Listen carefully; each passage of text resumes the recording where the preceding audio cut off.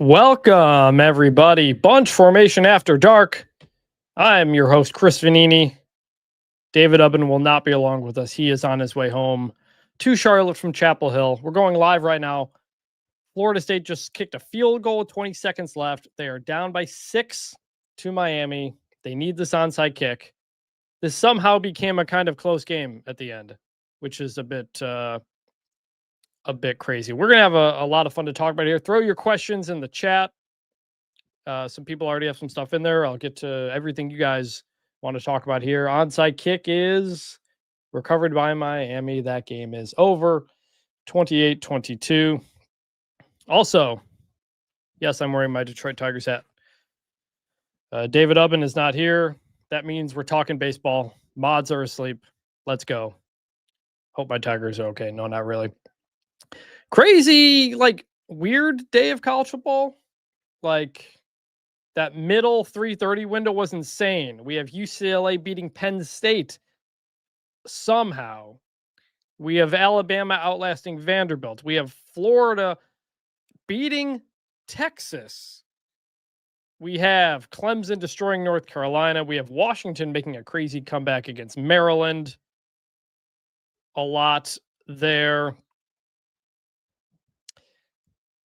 Space Wave TV says Mario Cristobal's clock management decisions continue to baffle the NCAA football community. I actually don't think he's made mistakes in this one. He went for on the previous drive, he went for the fourth down when they're up 9.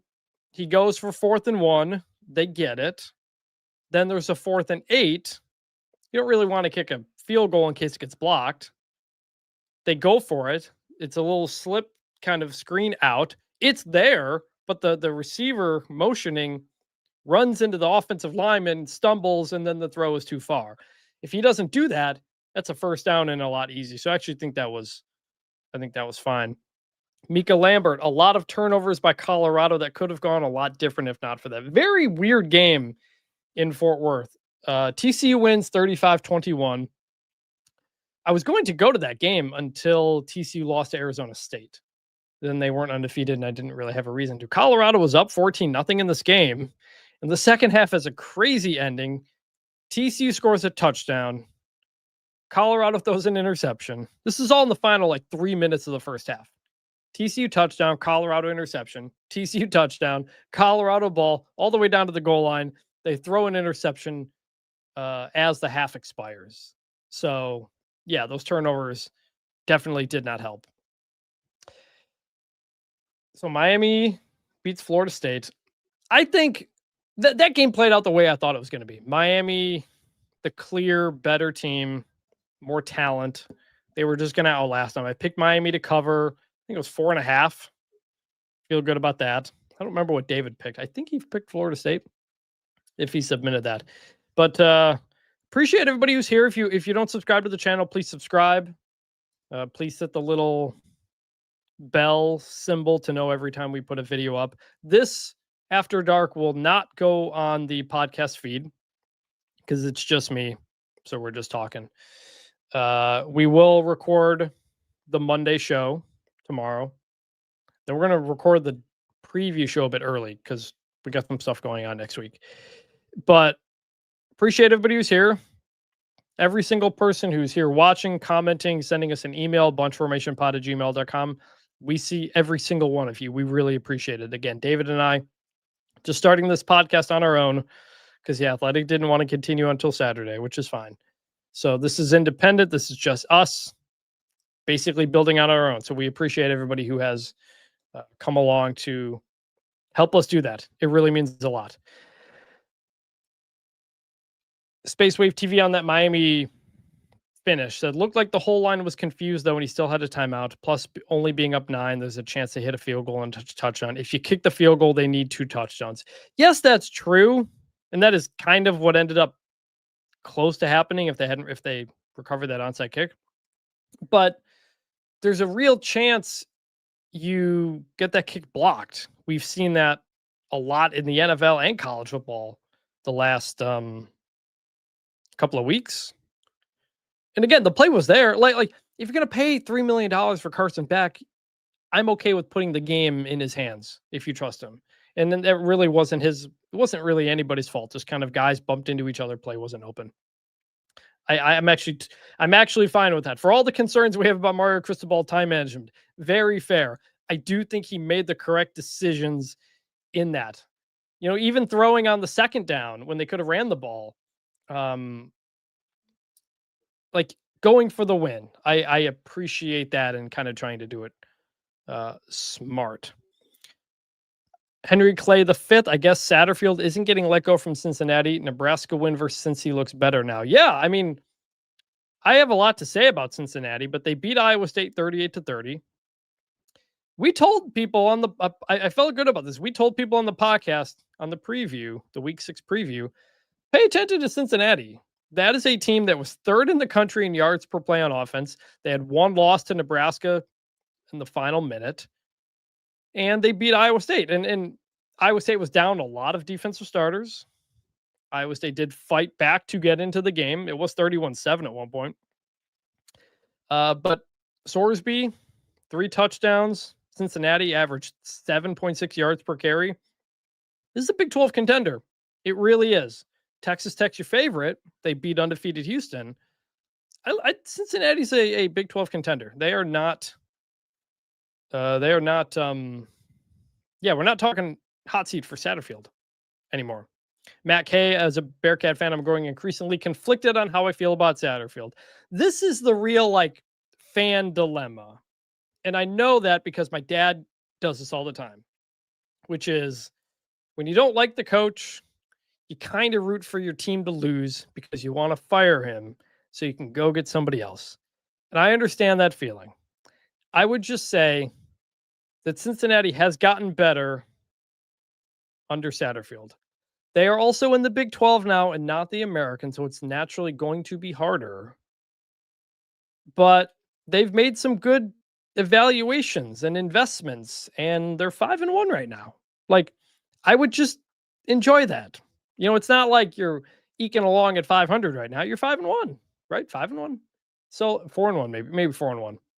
So just I would enjoy that for now. And Young won. Thanks for going live during the Tigers playoff game. It's tough. I have it on. Sometimes I think it goes better for the Tigers when I'm only half paying attention. They're going to the bottom of the 9th now, tied game. Ari Wasserman was over at my house a couple days ago, and we watched the Guardians-Tigers game 3. And that was an event. He's a Cleveland guy. I'm a Detroit guy.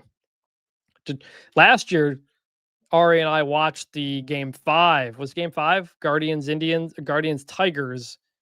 The one where the Guardians won the series. We watched that together in the press box during Texas-Oklahoma at the Cotton Bowl.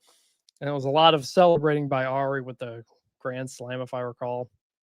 So, yeah, just kind of just keep kind of side-eyeing, looking at the Tigers here, hoping that's going okay. There's one out. Jevril, I hope that's how you say it. Thanks you and David for doing this. I loved Until Saturday, even if you guys always hated on Miami. Look, maybe, but I have felt since week 1 this year that Miami looks like one of the best teams in the country because of what they've done on the line. They will outlast you, and that is what they did here against Florida State. I think there's 3 teams maybe that feel like a lock for the playoff right now. Ohio State, Miami, and Oregon. I think if you look at the remaining schedules and you look at those teams, I would be stunned if neither of them make it. It doesn't necessarily mean Miami wins the ACC, but they look like the best teams, and they're not in the SEC, so they don't have to play 5 more ranked teams on the season. Miami can feel very good right now. This is a very good team. This is a complete team. It's what we said for a couple of weeks. There's not a spot for Miami where you feel like there's a massive weakness. And that's a real change. The defense was not good last year. It's good this year. The offensive line is great. The defensive line is very good. So we like Miami. and young ones. Sorsby, since the Nebraska game has been completely different, what does this say about Nebraska? Well, I think Nebraska's solid. They beat Michigan State 38-27 in a bizarre football game. That was 14-0 Nebraska early on after a blocked punt touchdown, but then Michigan State rallied back. They led 21-14 late in the third. Then they collapsed, and Nebraska kind of pulls away. I think Nebraska's solid. I think Cincinnati's solid. I had the dilemma. I have that dilemma now where it's like, should Cincinnati be ranked? Probably. But I think you have to rank Nebraska too. They beat them. They've only got one loss. So as I do my 136 ranking next week, I'm probably going to have to consider that. Jevo, would you ever do some MLB writing if the opportunity presents itself? Fun fact, I covered the Tigers in 2011. I was the intern for MLB.com during my senior year of college. Then I covered them for a couple of years for MLB.com afterward. Covered Texas Rangers a little bit, couple series when I was down here. I've got where is it? I've got an AL Division Championship banner up there because those are things that I covered. The pennants up there. One of them is a Tigers right up there. You can't see it. Is a Tigers pennant. Okay, UCLA. We're 11 minutes in. Let's talk about UCLA Penn State. What happened in the UCLA Penn State game? I had some other games on. Had no idea what was happening. Didn't tune in until it was really late. It's hard to explain. Like, Nico just played really, really well, and Penn State didn't. I got the notes here. Nico goes 17 for 24, 166 yards, 2 touchdowns, 128 rushing yards, 3 touchdowns, 5 scores from Nico. He played really well, and Drew Aller didn't. 19 for 26, 200 yards, 2 touchdowns. And UCLA 10 for 16 on third down. UCLA kept things going. They're up 24-7 at half. They get a Penn State fumble, UCLA field goal, make it 27-7. You're not 20 points in the second half. And Penn State battled back to get it within 5 and had the ball, or 5 and had the ball, or 4 and had 7 had the ball. But they just ran out of time. They were just lost. And it kind of reminded me, like, Penn State went to, was it last year that Penn State went to USC and fell behind huge at USC similarly and came all the way back and won that game like in overtime maybe or something. So I don't know if just going out west messes up Penn State, but like, they're not going to be in my top 25 tomorrow. They have no good wins. They have 1 good loss and they have 1 bad loss. There's nothing on the resume now. And I have a column up now on The Athletic. Go read that, please, where I think it's time to talk about, really, should Penn State and James Franklin part ways? That doesn't mean fire him. You can't fire him. His buyout's like $50 million. But the cost for him to go to another job, to leave, to get out of his Penn State contract, is only $2 million. So at what point do the sides be like, hey, maybe we can both do better here? Because Penn State has very much hit the ceiling under James Franklin. This loss to UCLA is something he has never done before. He's always he hasn't lost a game to an unranked team since 2021, the 9 overtime game against Illinois. And he has, I think, 6 losses all time at Penn State to teams that finished below 500. 3 of those in his first season, 2 of those in the weird COVID year, and then that Illinois game. So this is something that never happens to Penn State. They're like a 27-point favorite, I think. UCLA, winless, fired their head coach, fired both of their coordinators. There's a plane flying around the field before the game saying fire the AD. And then they take down the number 7 team in the country. Shout out to Jerry Neuheisel, the offensive coordinator, the blonde hair. There, you saw that blonde guy? That's Jerry Neuheisel, former quarterback at UCLA, Rick Neuheisel's son, carried off the field after the game, just like he was as a player when they beat Texas in 2014. But make sure you give credit to Tim Skipper, the interim head coach. I feel like Jerry Neuhaus is getting all the attention, and I get that, but make sure you give Tim Skipper credit as well. That, I really thought when UCLA lost to Northwestern that they were going winless. There was no hope. And of all the games on the schedule to get that first win, this is not something that I expected. So shout out to UCLA. As for James Franklin, Dwayne The Rock Hudson says, what I'm hearing is Chris Vannini reports James Franklin to Arkansas. No, but what I will say is that there are going to be a lot of good jobs open in this cycle. James Franklin is a good coach. He will be highly sought after. It's like, it's not like this is a guy getting run out of town because he's 3-9. He's a good coach. It just may not be the right coach for Penn State anymore. And that's okay. So, joking, Dwayne says, joking, but I could see Franklin taking the Calipari route. Yeah, like pretty much, yeah. Like, that's kind of what you're looking at. And I don't know if that necessarily means Arkansas. The Tyson chicken money is tied up in Calipari right now, but what if Florida opens? What if Auburn opens? What if some others open through various things? Virginia Tech, he's coached at Maryland. Like, I wouldn't, I'm not saying it's happening. I'm not even saying it should yet. You got to get through the season. Like, we thought, the same thing about Ryan Day when they lost to Michigan last year. Well, Ohio State turned that around, went and won the national championship. So, like, the season's not over. Penn State has 2 losses, but if you win out, you're probably in because you would have won at Ohio State and you've got Indiana. The reason to be skeptical of that, though, is because James Franklin has never won in Columbus. He's 1-10 against Ohio State. He's probably not going to win that game. And when you get your third loss, one of those being UCLA, you're like 99% done at that point. If you're a bubble team, if you win out, but that UCLA loss is going to bring you down. So, like, I'm just saying, it's time to think about it. Penn State can get a lot of really good coaches as well. It's a really good job. People are going to want to go there. Sometimes it just doesn't quite work anymore. And this UCLA loss is the first time that I'm thinking that about Franklin. Because I generally defended him like, just because you're not top 5, you're still top 10. That's worth something. But you're not top 10 anymore. Not after you lose to a winless UCLA. And so, again, nothing's going to happen now or anytime soon. You got to have the season play out. But now I'm actually kind of thinking about it. Space Wave looked it up. Yep, against USC last year, went to overtime. Yeah, that was good. My memory was good. Also says, I heard the UCLA job was open. Like, Franklin talked with the USC job the last time it was open. That's part of the reason he got such a big contract at Penn State. Would he take UCLA though?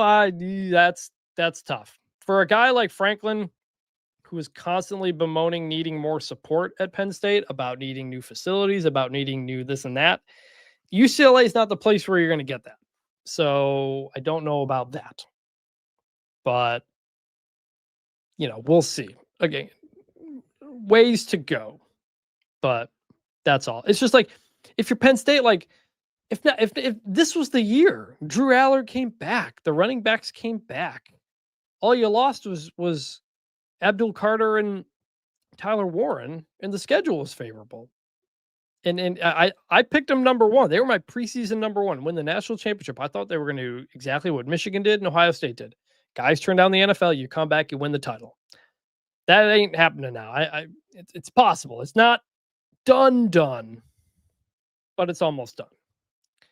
That, I'm trying to think, like, that was truly one of the most shocking results I've seen in a long time, like maybe since like Backyard Brawl 2007, in terms of like a truly not good team beating like a high level team. Like, I'm trying to think what's comparable, and I don't know. In terms of just like, I mean, if you're a Penn State fan, like, what do you do at this point? What do you even want? Tom F says, with how much the cross-country travel seems to hurt road teams in both directions, does the Big Ten eventually split back up despite the money? Well, interestingly, I was thinking about that travel thing when Washington was down 20-0 to Maryland. But then Washington came back and won 24-20. So that kind of went out the way. I don't see the Big Ten splitting up. We'll, there's that private capital deal that's out there that's been reported. And the most interesting part of that to me is that the offer is basically like the Big Ten schools sign another grant of rights to go through 2046. That would keep the Big Ten together. You may not like private capital, private equity, whatever you want to call it. But if you don't want college football to totally like reorganize, you kind of want that grant of rights to be signed, because then that's going to prevent a super league, essentially. That's also probably why Michigan and Ohio State are not on board yet. So we'll see on that. Tigers bottom 10, 2-2 still. Oh yeah. All right, let's talk about Alabama Vanderbilt here. Alabama wins 30-14. Weird game. I think my points on the preview kind of proved correct in that Vandy is just a good team, like not a spunky underdog, and I think that played out that way. But also that I thought Alabama would kind of lock down and focus and win that game and cover. And they did win, and they did cover. Barely, because Vanderbilt called timeouts late in the game and allowed Alabama to run the ball more and backdoor cover. So that worked for me because I picked them. But this game came down to the red zone. Neither team was good in the red zone. Alabama was kicking field goals, and Vanderbilt was turning it over. That was the difference. Diego Pavia, 2 red zone turnovers. Like, he was fine on the night otherwise, but those 2 turnovers, the fumble, I think in the first half, and the interception, I think in the second half, I think that was the order. That's points on the board that you're not getting, that you should be getting. And that's the difference. And Alabama let them hang around because they kept going on these long drives and kicking field goals. But Alabama got it done. And I think if you're Alabama, you feel pretty good. Ty Simpson, 23 for 31, 340 yards, 2 touchdowns, a pick. He looked good again. He had the 1 interception, not great. But like, he's again finding guys. He looks comfortable. He's going to be on a lot of early Heisman ballots next week. The Heisman straw poll we do, he'll be getting more votes. He got some votes in this last one. I think I went John Mateer, Dante Moore, Ruben Bain. Not sure what I'll do this week, considering only one of those guys played.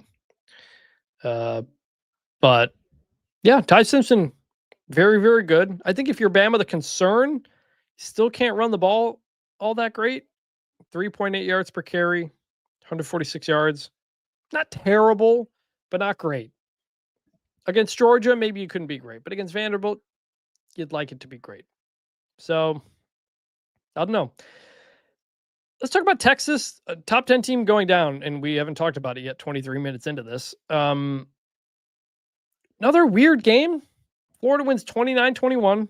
Lagway goes 21 for 28, 298, 2 touchdowns, a pick. Arch was not awful, but not good. 16 for 29, 263, 2 touchdowns, but 2 interceptions.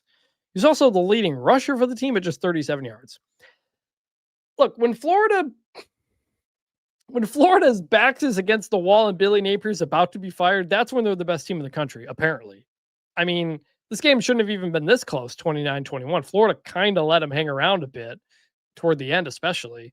So it's weird that, like, Lagway looked good. That's the Lagway we people expected. Dallas Wilson has a really long, put the team on your back type of thing. And Florida wins enough. So Billy Napier's safe. They're 2-3 now, but it's not like you're going in that great of a direction. But this is the Florida team that can really shake up the whole thing. Ashwin Shankar says Texas is definitely missing the CFP, but will they be knocked out of the top 25 tomorrow? I mean, probably should. They probably won't be in mind. They don't have a good win. They're just like Penn State. No good wins, a close loss to a top team on the road, and a bad loss. Now, UCLA is probably worse than Florida, but Yeah, Texas should also be out of the top 25, which would be crazy. Penn State and Texas. Texas was preseason number 1. Penn State preseason number 2. Both of them should probably be out of the top 25. And their path to the playoff is really difficult. Texas probably more so because the schedule is just a lot tougher. Penn State beats Indiana, Ohio State. You can win the rest of your games. So like, yeah, that's wild, man. Like their preseason 1 and 2, like I saw whoever was someone mentioned like number 4, number 6 also have 2 losses. Like it's been a crazy fun season. Feels kind of like 2007, where you had number 1 and number 2 like kind of losing a lot. Maybe not 1 and 2 here, but like top 10 teams are losing a lot of games. And I was just about to bring this up. Space Wave TV. This is just going to fuel the no preseason rankings argument. To that, I will say what I said on the last pod, which is it's a waste of time of a conversation. The only rankings that matter do not have preseason rankings. We want preseason rankings. We want to say, holy crap, that unranked team beat a top 5 team. Like, that's fun. And if you got rid of the AP poll, ESPN's making their own power rankings. They're putting that number up next to the team. It's just a waste of time to talk about it. So, like, I don't really care what people think of preseason rankings. All I care about is that people properly adjust their rankings. And I think that has mostly happened. I thought Florida State dropped too far last week for the loss to Virginia. Now we'll have them down there because they lost to Miami the way they did. But it's interesting because, like, I wonder if in 2007, if Twitter was really a thing, if social media was such a thing, would people be complaining about the rankings every week? There was that stretch in 07 when like number 2 lost like 5 weeks in a row. Cal was up there. Boston College was up there. USF was up there. We look back at that now as like, man, that was fun. Remember when USF was number 2? That was crazy. I feel like if that happened today, half the country would be just yelling that USF was ranked number 2 in the first place. They're garbage. They don't play in a real conference, the Big East. This is why the rankings suck. USF isn't number 2, blah, blah, blah. And that was back when the polls helped actually determine the national champion. Now they don't. Now you got the CFP doing their thing, which is separate from the AP poll. So, like, it's why I kind of get annoyed by all this ranking hubbub. The point of it is for upsets, for it to be wrong, and for us to debate it. That's the point. It's a historical document that when you look back 30 years in the future, oh man, that team was number 5 and they got upset by whoever. UCLA is going to remember beating number 7 Penn State. Not just beating Penn State, number 7, a top 10 win. That's the first time in 40 years that a team that was 0-4 or worse beat a top 10 team. When UTEP did it to Steve Sarkisian's BYU Cougars. So I like talking about rankings and who should be where and this and that, but like, it doesn't have to be this existential whatever. Like, if someone is ranked too high and they lose, that's good. That's fun. It will adjust. It's October 4th. We got to relax on this stuff. Anyway, Henry Clay points out, there have been more faceplant games than usual this year. Currently watching 4-1 Cal beat Duke 21-7, not understanding how Cal lost to San Diego State 34-0. You're not alone in that, Henry Clay. I think, we always say that, like, with 18 to 22-year-olds, you never know how they're going to just come out one week. You never know what's going on in their lives. They're not fully emotionally mature people. And sometimes things just go very, very bad. I think that's what happened to Cal in that game. Not that I'm saying Cal's going to go 11-1 or something, but just that, like, it's why for me in my rankings, it's also why one loss doesn't like destroy a team's standing. I'll give you a mulligan. It's usually a second loss that I kind of, well, as I say that, it's now 21-14 Cal, and Cal just threw an interception that is being returned for a pretty big return. So maybe Cal loses this game and we were ahead of ourselves. But all right, Tigers got somebody on. No outs. Let's get this running, boys. Let's get this run.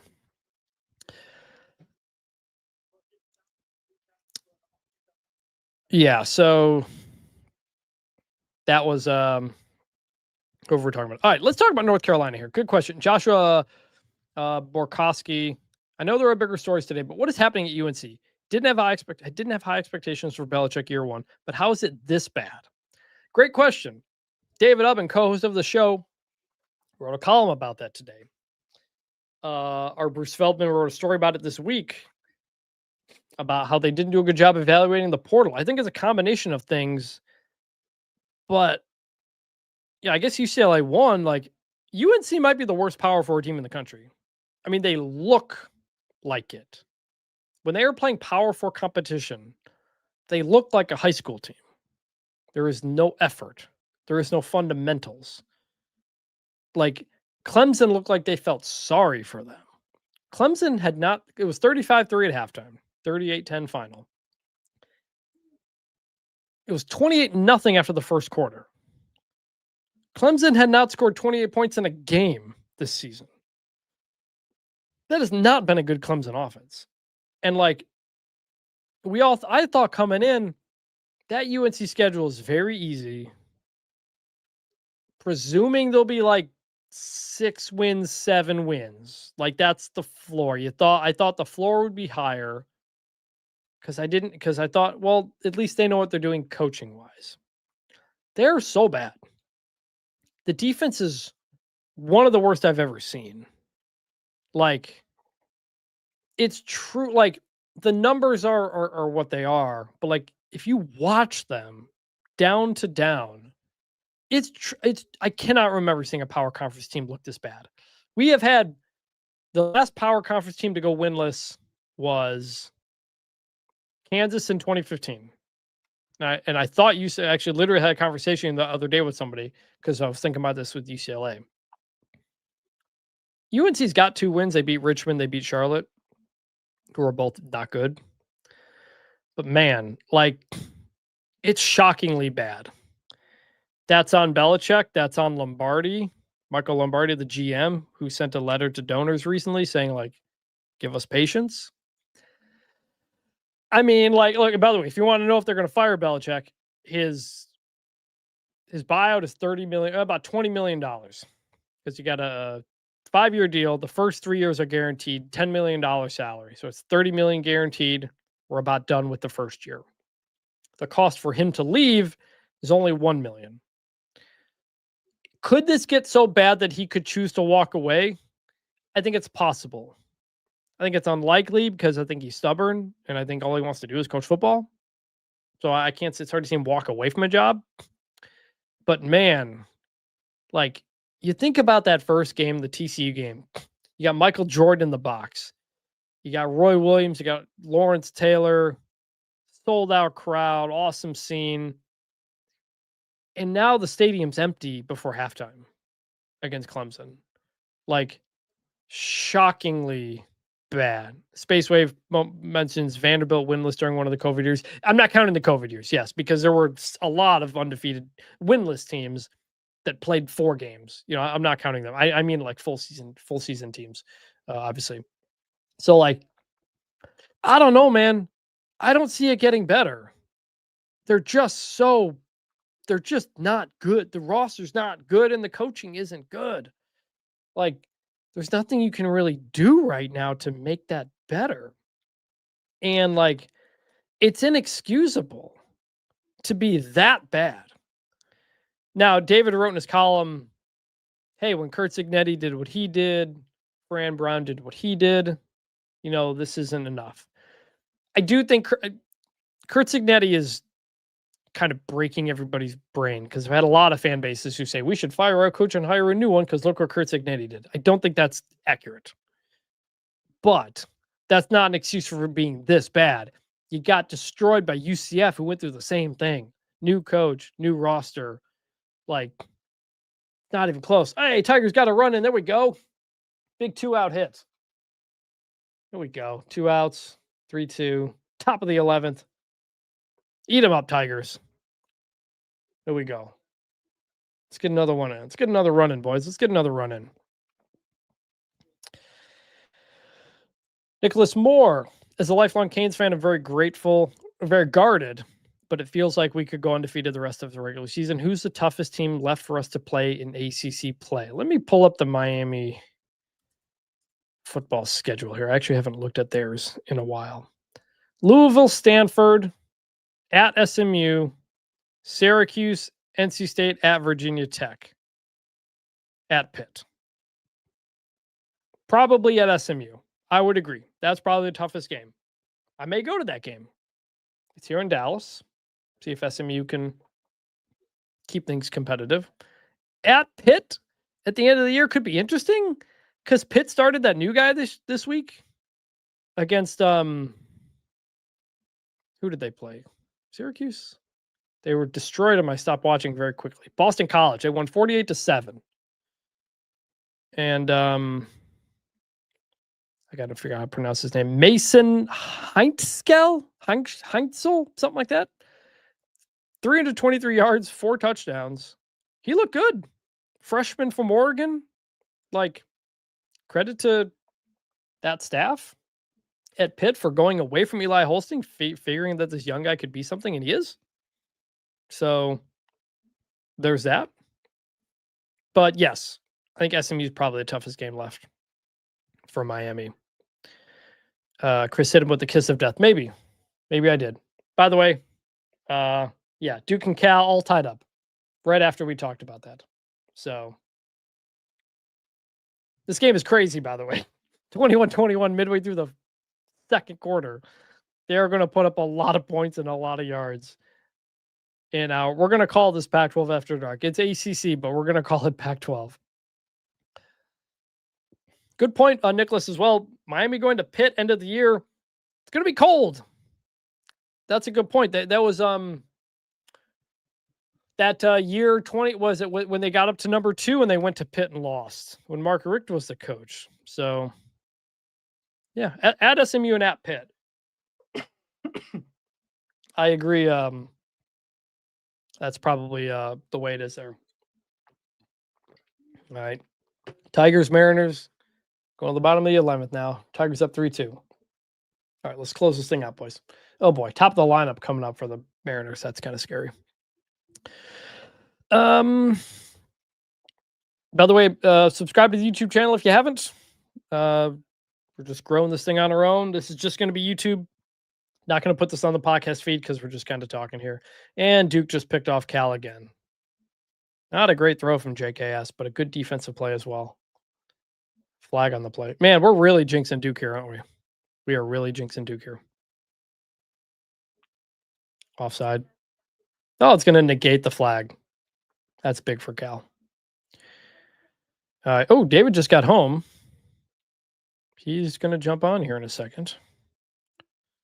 Let me send him this link so he can come in here. Where are you? Oh, there it is.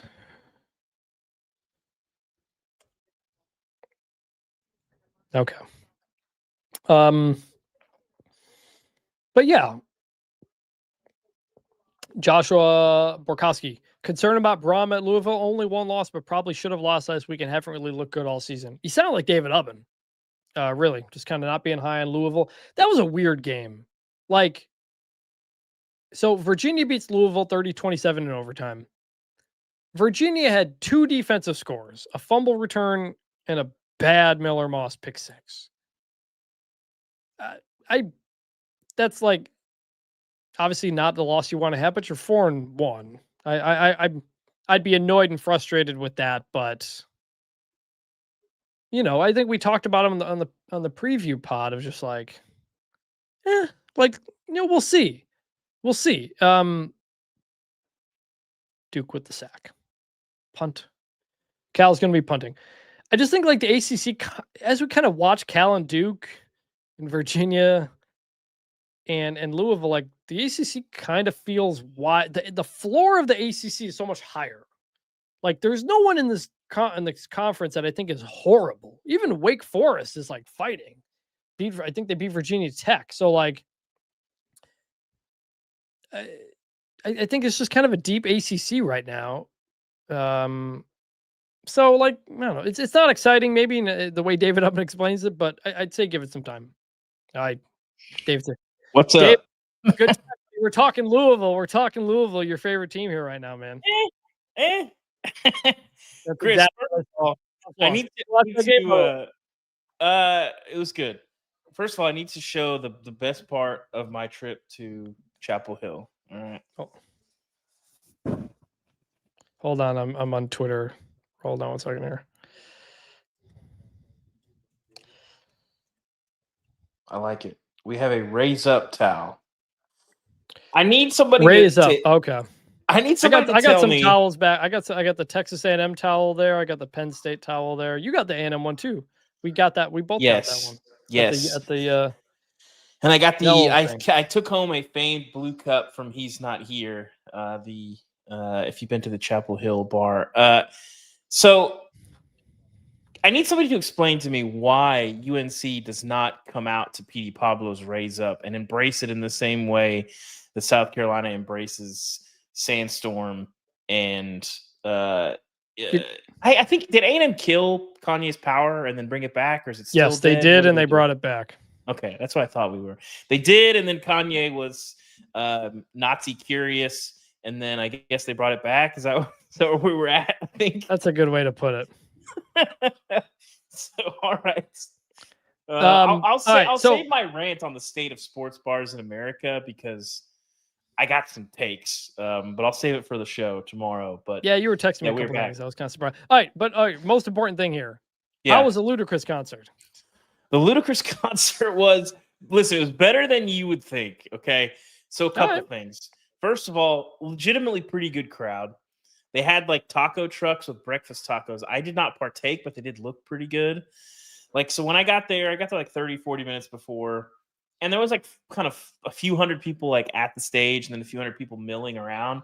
Mm-hmm. It was hard to get a sense because it's kind of uphill. So it was kind of hard to get a sense of how many people were there, but it was like not a sad, embarrassing scene. Like it was pretty cool. Good. And Ludacris deserved actually that. Was, like, yeah, and he was like actually told rapping. To do a 10 for being told to do a 10 a.m. concert, I'm glad he got the turnout because he deserved that. So I did ask around also.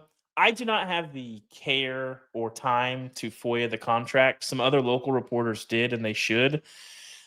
Apparently, they went through a third party. Before it comes out, Chris, can you prognosticate how much you think he was paid? I'll tell you, my official guess was $250. I was thinking like $300. Yeah, that seems right. Because like, if you're Ludacris, like, listen, okay, if you're gonna have me headline 300,000, by the way. Yeah.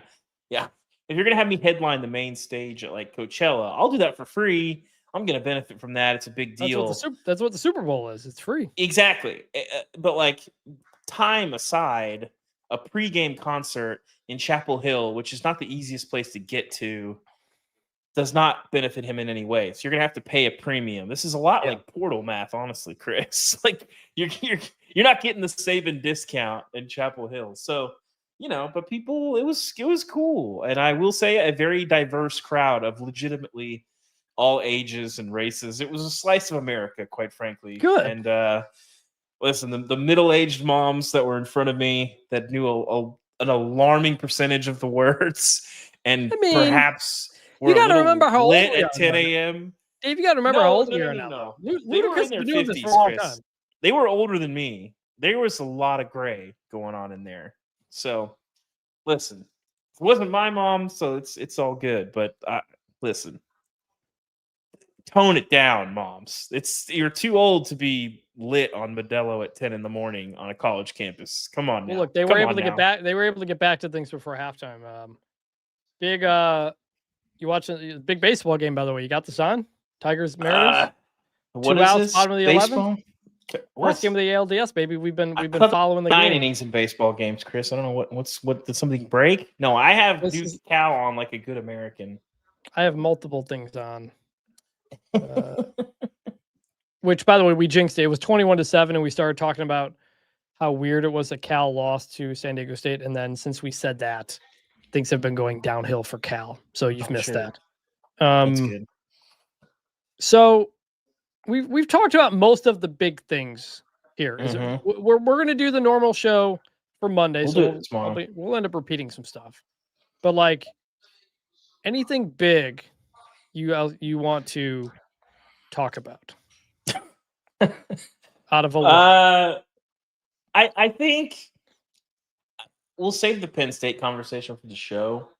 I think people underestimate the value of just a new voice and new energy. Like that UCLA team was unrecognizable.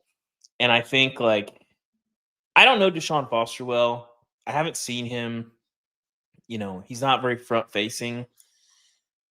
But I don't know if it might be unfair, but that team all season played like the guy that we saw at the first. Hey, Tigers win, baby! There we go. They got that last out. We fired up, Ubben. Is this a video game or is this real baseball? This is real baseball. Real baseball. That's like cricket, right? But you can count home runs, basically. We were talking so much baseball before you got here. I'm sorry. That you're welcome, viewers, for coming on this show. My dog came in the office because I forgot to shut my door. Anyway, listen. I think hearing another voice can help you, and whether it's fair or not, UCLA played like the Deshaun Foster that we saw at Media Days a couple of years ago. We're located in Los Angeles. That's it, I guess. Like they played like that was the voice that they've been hearing for 2 years. And it was a cool scene. And I don't know how Tim Skipper, and also I get that UCLA fans love Jerry Neuheisel. If you did not know any better, you would have thought that Jerry Neuheisel was the interim coach today. I said this. I literally said this on this show. I said, make sure Tim Skipper gets credit. Yeah, I know he's not. I know he's not a beautiful blonde former quarterback there, but he is the. I mean, I know a lot of it is the actual interim beloved by UCLA, so it's like fine. Have you ever met Jerry? By the way, I have not. No. Very fun guy. Very fun hang. Nicole Auerbach and I hung out with him. I think at the coaches convention, a number of years. Must have been pre-COVID. I mean, he was a good hang, man. He played. Wait. Go ahead. He played football in Japan after college. What? I don't know if he's a player coach or just a player, but he played. And like everybody in Japan like loved his blonde hair because that's like not something they get there very much. So like I got to talk to our intern Ira, who's at UCLA. Maybe if we're doing a Jerry Neuheisel story. He's a fun dude, Jerry Neuheisel. Good for him. So I think there's just such a wide swath of personalities. And Duke has now taken the lead on Cal, so we continue to jinx that. Sorry, Cal. Yeah, well done. Baseball talk and jinxing our beloved Calgorithm. You're welcome for rescuing this show, Chris. But no, like he's talking about how he screwed up like the coach comms, and then I'm sitting there with a Bill Belichick presser today where he's mumbling for 15 minutes. He can't understand what he's saying, talking about execution and fundamentals while they're getting their butts kicked, and what's your message to donors? We're just going to keep grinding. We'll get it right. It's like there's just like there's a level of humanity to Jerry Neuheisel that we saw when he was a player. I haven't really been keeping up with him as a coach, obviously. Like I knew he'd been at UCLA, but like there's a level of humanity that we saw from him as a coach today, talking about like what this meant to win a game as an 0-4 team and a team that is probably not going to accomplish anything of substance. And that's college football. And I think that's why people like him or why people love the sport, who are just like, yeah, I'm sure he knows his stuff football wise, but like, he's not afraid to just like be a guy and talk about like, this is awesome. I love this. It doesn't have to be like soulless, like factory ball like we're getting in Chapel Hill. Did you read my column, by the way, on James? No, I haven't had a chance to read anything today.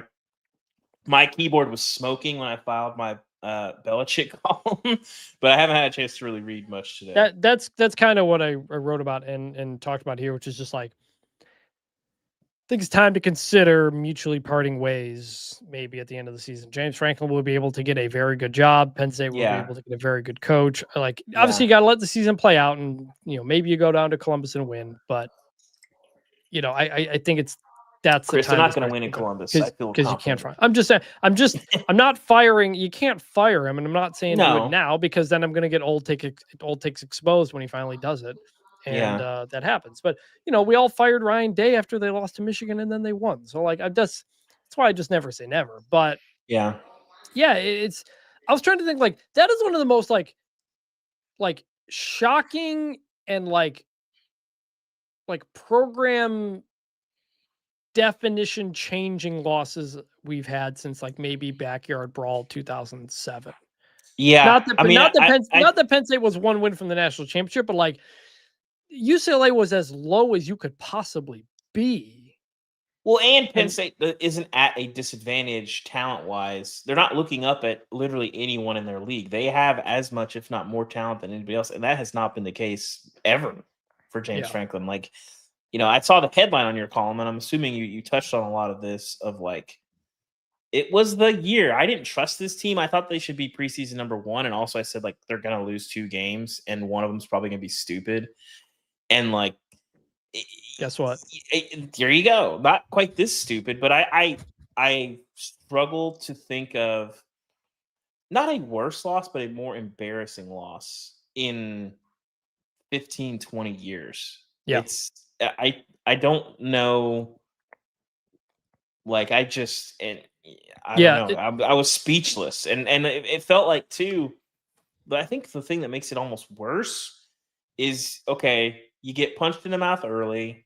You're having some trouble scheming up some of the read option stuff. Nico's doing some weird stuff. Nico was great. He was really good, and then you sort of get the UCLA meltdown in the third quarter where it feels like Penn State's taking control, and you still can't win. Like you blocked a punt for a touchdown against an 0-4 team and you lost. Mm-hmm. Like I'd like to go back and see the numbers of teams who score defensive touchdowns. I would bet the winning percentage is in the 70s. It's extremely high. Yes. And so Nebraska did that to hard Michigan do. State and won today because of that. Yeah. So I just, that to me is almost more concerning. It's one thing if you just dig a hole too deep and you can't get out, but like you escaped the hole and then you jumped back in and buried yourself again. Like, what's Jerry Seinfeld's friend? My goal is to get a Seinfeld reference in every single show. But this is a streak starting now in the 38th episode of this show. No, I've been dropping a few, but it's like his friend who, when he gets sad, he walks into the woods and digs a hole and sits in it. That's basically what Penn State did today in the fourth quarter. Cal just went, I think, 3 and out and lost 15 yards, so it's not going well. By the way, how old do you think this hat is? You probably can't tell, but got a little rip here. This hat is like 20 years old. 20 years old? I wore I got this in high school, maybe earlier in my senior. That hat is older than Malachi Tony, Chris. You realize that? Yeah, exactly. There's a rip here from a dog chewing on it, a patch up here from another dog. The sweat on the inside is really, really bad. But that's like a good, like, worn out hat. And I was talking. They make things you can wash your hats with, right? I've got a new. Well, yeah, but now it's all torn. It's got character. But I was talking hats with Ari. Came over when the Tigers played the Guardians game 3, and we were talking about hats for a bit. You're. I don't think I've ever seen you wear a hat. You're not a hat guy, right? No, not a hat guy. They look weird on my head, and I find them uncomfortable. Not a hat guy. Not a tie guy. Not anything on my hands guy. Like a wedding ring was an adjustment. Not a watch guy. I'm basically just going through life like Joseph Manjack, basically, just like accessory free at all times. Is your head like just big and it's hard to fit? Like yeah, sort of. And I just quarters like I just go sunscreen. Like, even when I'm playing golf, like not a hat guy. People see, I would have figured with the baldness you'd want to wear the hat just to avoid the sunburn. So this has become an issue as an adult because I never had an issue with the sun when I was younger and even in my 20s. But now, if I go play golf, Like I do get sunburned on my head. I don't know if that's an age thing, but for the basically my entire life, I just like could not get sunburned, and now it started like I think the first couple times it's like I would be surfing and just not have sunscreen on, and I'd Oh get yeah, big surfer. sunburned on the Yeah, head. the thing we just found out about a couple weeks Yeah, ago. well, it reflects off the water. It's a thing. It's like glare. And then golf was. So now if I'm gonna be outside for extended periods of time, or if I go to like, like we went to Dollywood. We used to go to Dollywood a lot when we lived in Knoxville. I will do sunscreen on like the top of the head, and that's kind of it. Because that's the only place that I do kind of get sunburned. So That's the only place. Interesting. yeah. Hmm. I would have not guessed that. Well, there you go. All right. We've talked about a lot of games here. We didn't get do you see TCU Colorado? Weird kind of game. I had it on in the car when I was driving. Yeah, a very weird game. Colorado was up 14-0 and then tanked. Yeah. Basically. At the end of the half. It was weird. But then And then came back and tied it. Yeah. And then got back on that really weird offensive pass interference call that was horrendous. And then they didn't muff the punt. It hit Caleb Mathis. Yeah, hit a guy. Yeah. So but, yeah, Henry Clay says, Henry Clay says you look like a backward hat guy. I gotta say I agree. Like I could see. No, I've never been a Griffey hat guy. No. Yeah, really. Yeah. I could totally see it. You do look like a backwards hat guy.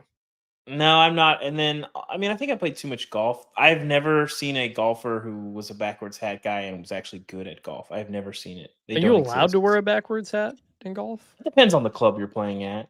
Yeah. I mean, if you're going to like Quail Hollow in Charlotte, no, I'm guessing not. But your local Muni, nobody cares. So have you gone there yet?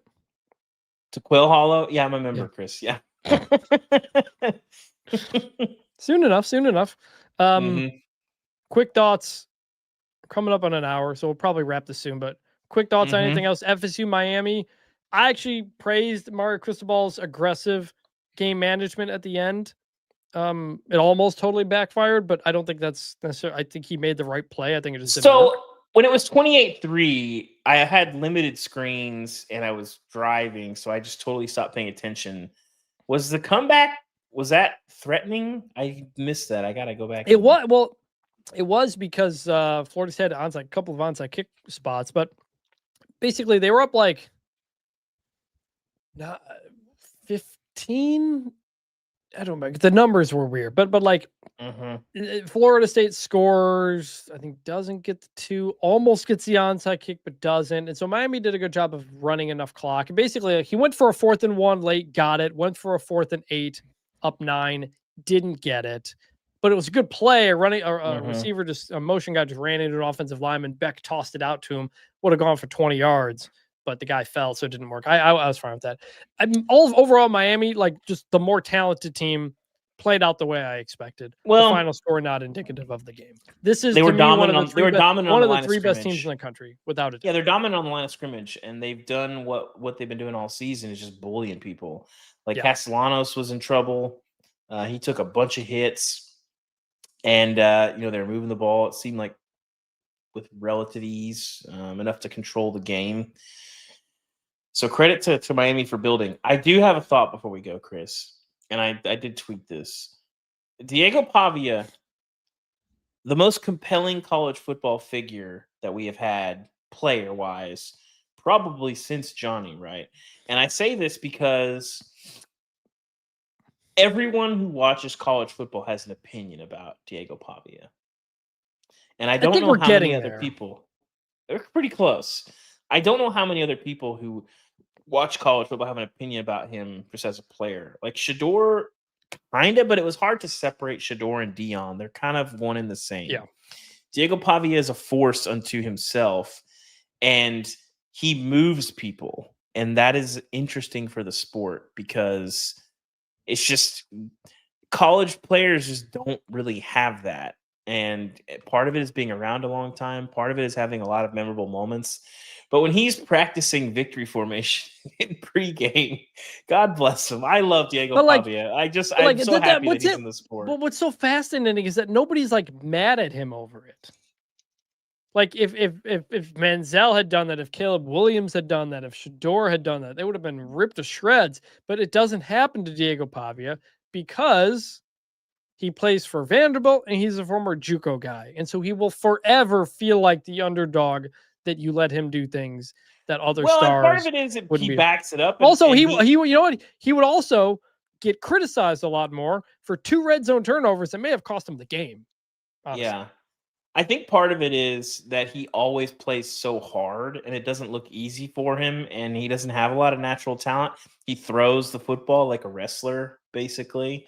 And I think Yeah. like that endears him to people who like him, and people who hate him are like, this guy sucks, actually. He's not actually good. And so Yeah. even when he plays poorly, it feels like he's maximizing whatever talent he has. So Yeah. I just love that he's in the sport. So Luke Thompson, have you guys talked about how stupid it is that Baylor won a game because their DB ripped off a dude's helmet to stop a touchdown? I did not see that. I'm going to have to. I saw the clip going around. I haven't seen the clip. I just know that the game was kind of crazy. K-State was leading with 5 minutes left or 6 minutes left, up by 6, and they throw a pick 6 to Baylor to take the lead. K-State drives down for a field goal. Baylor hits a field goal. Then Baylor blocks the Kansas State field goal as time expires to win the game.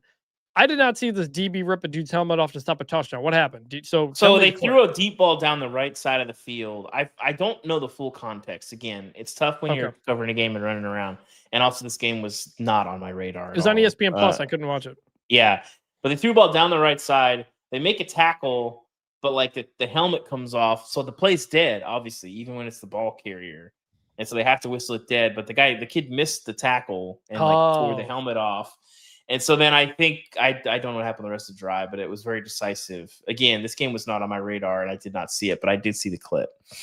I'm guessing that's what he's talking about then, and I'm guessing it didn't result in a score based on the comment. I'll have to go back and find the full context, but I've never really liked that rule since they put it in, which is helmet off, play stopped, because I always there should be some context to it. Well, right, I always remember that guy at Florida sacking Troy Smith in the championship game in the 2006 season without a helmet on for Florida, sacking Ohio State, and it being such an awesome image. And now we can't have that anymore. Luke says we need a soccer-like advantage rule, which is what I was exactly thinking, is that there has to be some context to some of this. And, like a situation like the had to sell for a field goal. So it was a 4-point swing on that. Like the Jason Witten thing, you got to blow that dead. Okay. We can't have that. Yes, we can't have guys. We can't have that. And if a guy's helmet gets pushed off and he's like the engage rule, I think that is fairly obvious. You can't have guys at the line of scrimmage. Like, you can't have it. But there has to, for situations like that, which we don't see very often, where the guy misses a tackle and rips the helmet off. Like, I forget what the rule name is, but it's like if you have a long touchdown and somebody on the sideline like trips them, like they can't. It's the Rice. Is that the Rice Alabama rule or something like that? When the guy came off the sideline to tackle somebody back in like the 50s or something. It also happened in an episode of Friday Night Lights, but I can't remember what the rule is called. But I think officials should be available to award some of this, and I think the soccer-like advantage rule. I don't love introducing more subjectivity into officiating, which is already difficult and under a lot of scrutiny, but it feels like you have to. Okay, Florida, Texas, Arch. I mean, he's not. He just might not be good. He's not like the reason they lost. Florida, no. Texas's offensive line was destroyed in this game.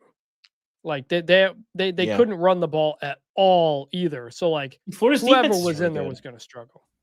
Yeah, but I think I think that couple things. One thing. We got to we'll wrap this up soon. Give me one thing. We'll get into it, but just careful what you wish for. People were mad about Quinn Ewers, yelling at Quinn Ewers to get out and clear the way for Arch.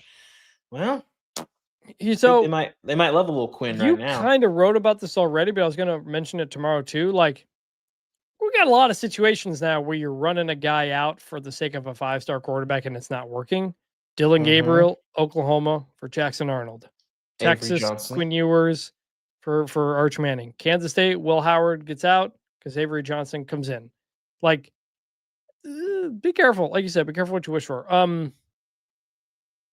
Washington 24, Maryland 20. I got to go back and look at some of this, but it was 20-0 Maryland, and then Washington came back and won. I jinxed it. This is my fault on Twitter because I retweeted, quote tweeted the clip you and I have about Malik Washington.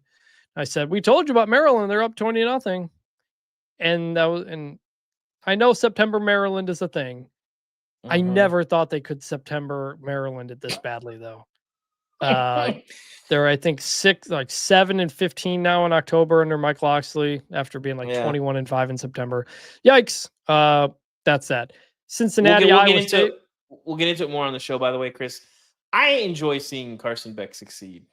I don't think anybody was more thoroughly dumped on all offseason. And that's not to say that literally and all that stuff was unfair. I mean, maybe it was, maybe it wasn't. A lot of it was kind of personal. But he seems to be thriving and enjoying himself and playing some pretty good football. And wouldn't be shocked if we got a Miami Georgia game down the line, Chris. We're kind of on a sort of a collision course for something like that in the playoff. Man, that would be something. Yes. He was also accused of cheating by people, but the Cavinder twin broke up with him not because of that, apparently. And he had his car stolen as well. He had a lot going on. Yeah, it was a weird off season. But you want guys to succeed. Nobody wants anybody to not do well. So good for him. Cincinnati beat Iowa State. We talked about it earlier, but Cincinnati's offense, man, legit. And really good. Credit to Iowa State for fighting back. They made that a game. It looked like they were getting run out of the field in Cincy. That was a rough first quarter for them. Credit them for coming back. Cincy's good. Cincy is a whisker away from being undefeated and sitting in the top 20. I think people kind of wrote them off after the Nebraska loss, but Cincinnati, maybe they're on my short list, the most underrated team in the country. You have to put them as a contender. They play well. They're going to be a tough out for everybody. I don't know that I believe in them yet, but you don't love seeing them across the field from you. Yeah, we really jinxed Cal there. I missed what the score was. I think Duke's up 2 scores now. Texas Tech destroyed Houston, something like 35-11. How is Texas Tech not in the top 10? How? Well, they will be now. Don't worry about it. I know, but I love that this is the thing. They were ranked 11th. They're 11th. Yeah, but Chris, how are they not in the top 10? You mean if they were one spot higher? Yes. Maybe give anyone with a brand name Texas Tech's resume, and they are in the top 5. That's just facts. Or maybe if they're on preseason polls, huh? Yeah, sure, I guess. Texas A&M, Mississippi State was close deep into the second half. That game, I was watching it. I was like, I feel like this is the game where we all should be watching, not Miami, Florida State. But then Texas A&M eventually just. I think Fluff Bothwell broke his leg or something. It was did bad. he? Oh, I didn't see that. They had to cart him off. It was bad. The last 4 minutes, I think. I think I missed that. That sucks. He's been great. That's really tough. Michigan State, Nebraska. Nebraska wins 38-27. Weird game. Aiden Childs looked not good. He also left the game early with looked like a head injury. It was 14-0 Nebraska early. Michigan State came back and took the lead. Michigan State fans are furious at the coaching staff again, as we talked about on the preview show. Weird game, but that's the kind of game Michigan State, if you want to have a winning season, a good season, you need to win that one. They don't. Notre Dame 28, Boise 7. Kind of a weird game. Boise was up 7-6 in the second quarter. Notre Dame just kind of kept playing with their food and failing to score in the red zone. They eventually figured it out. No real thoughts on them. Michigan, I think it was 24-10 over Wisconsin. Weirdly close for a while. Mm-hmm.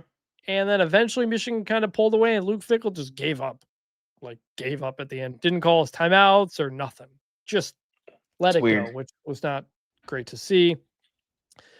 Temple 27, UTSA 21. Just have this here to say, hey, Temple's improved.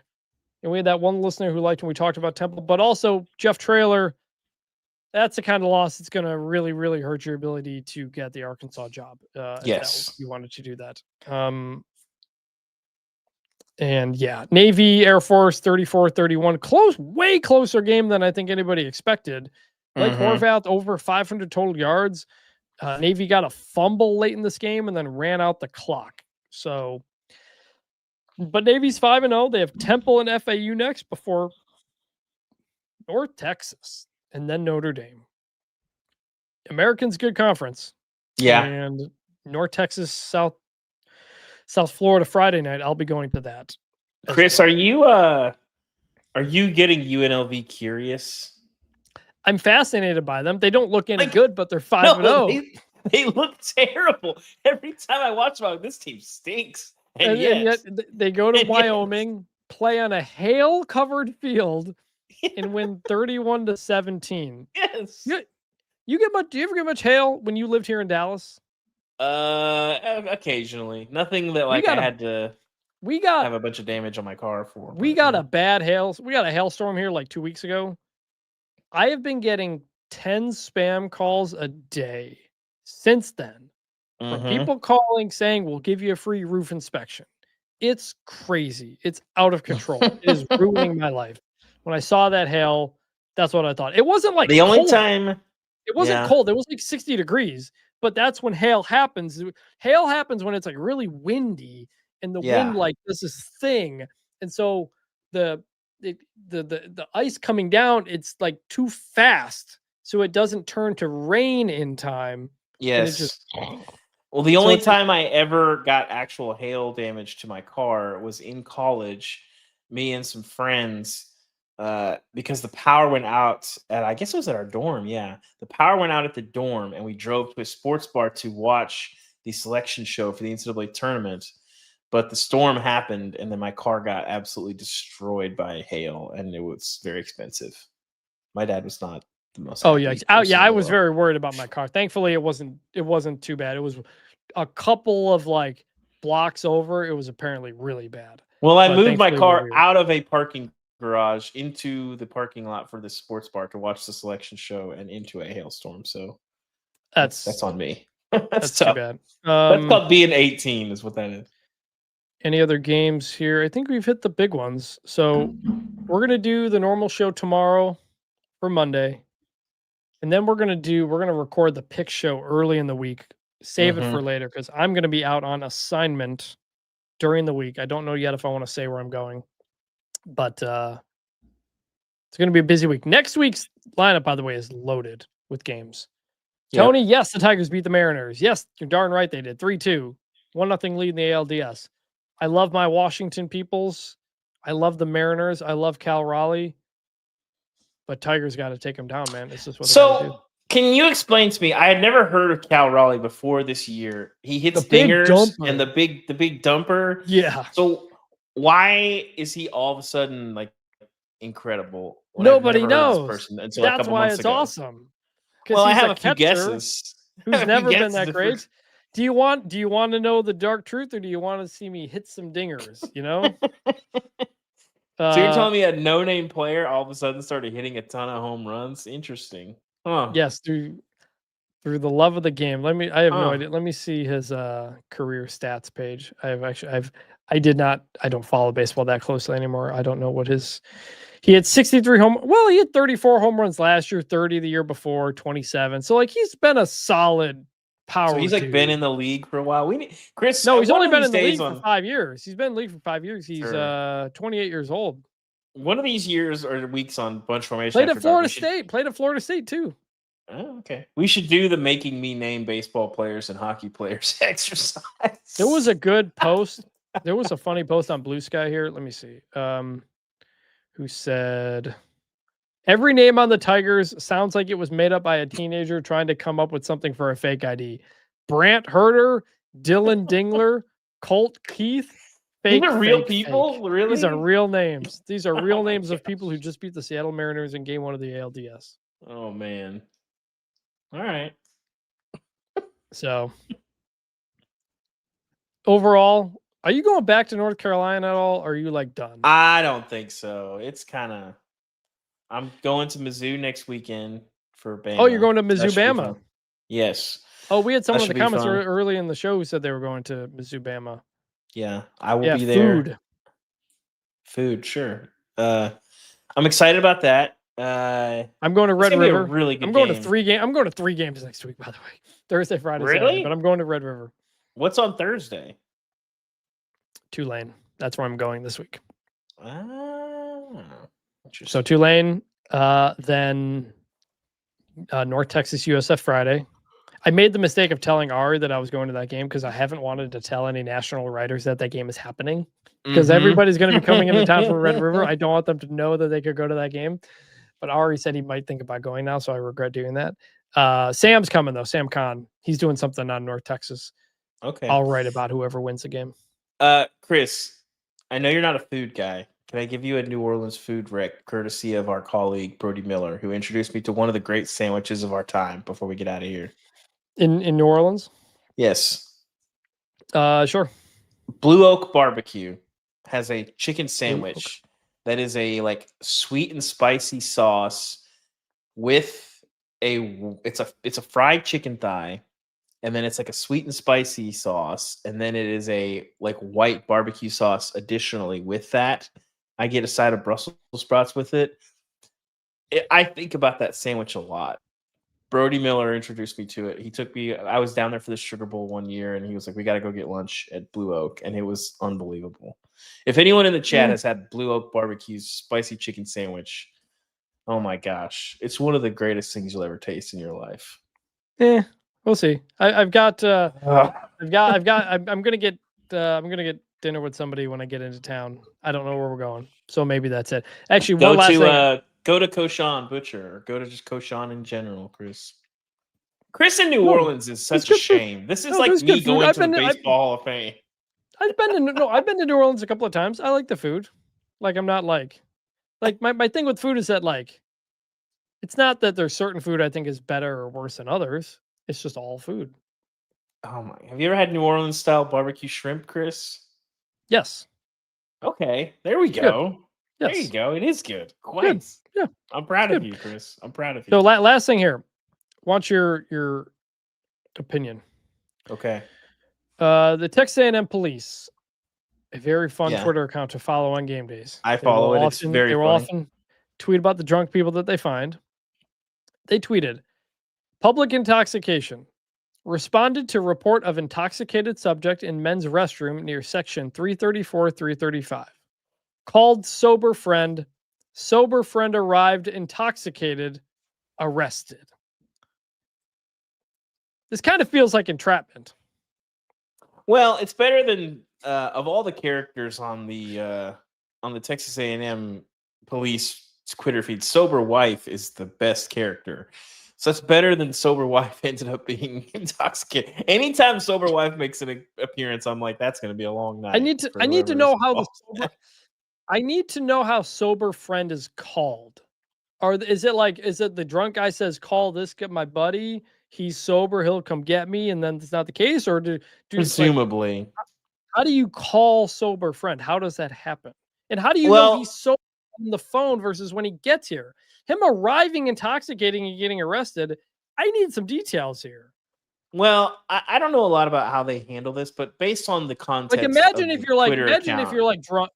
Imagine if you're just drunk out and you're called to come pick up your buddy and you go do it, and then they arrest you for being drunk. I'd be kind of mad, right? Yeah, but I can we not get a third sober friend there? Because my understanding of how this all works is like if you can get somebody to take care of you, like they're not going to arrest people for being drunk at a football game. So I don't know why there's not an opportunity for a third sober friend. Look, it was the Texas A&M blackout. They did have the yell leaders wearing black. How did you feel about that, by the way? It felt very wrong to me. I did not like it. I don't like it because thumbs down on the black yell leaders, thumbs up on Miss Rev's eye patch tonight. Yes, that was fine. So it was a really blackout weekend for Texas A&M. So, all right, David, I appreciate you jumping on for the whole second half of this. I've had fun. Appreciate everybody. Subscribe to the channel if you haven't yet. Hit the little bell button to let know when a channel's up. Raise everybody up, guys. Everybody who stayed with us, thank you. Raise up, North Carolina. This was a fun one. Won't be able to do it next week because we'll both be doing games and stuff. But I'll be driving. I don't know, man. Back to St. Louis. I couldn't get a flight into Columbia because Columbia's airport has like one gate, and I was booking it like a week and a half in advance. But what time is that game next week, by the way? it's a nooner, so that's actually going to be pretty fun. Oh man, you're getting the Ohio State treatment. Yeah, but I'm not going to get to hang out much in Columbia, but I will be going to the game and then probably posting up somewhere to watch the evening games, and then driving to St. Louis. So we'll see. Okay. I am going to go to Bogart's Smokehouse. Real ones on the chat, no Bogart's. Some of the greatest ribs you'll ever have in your life.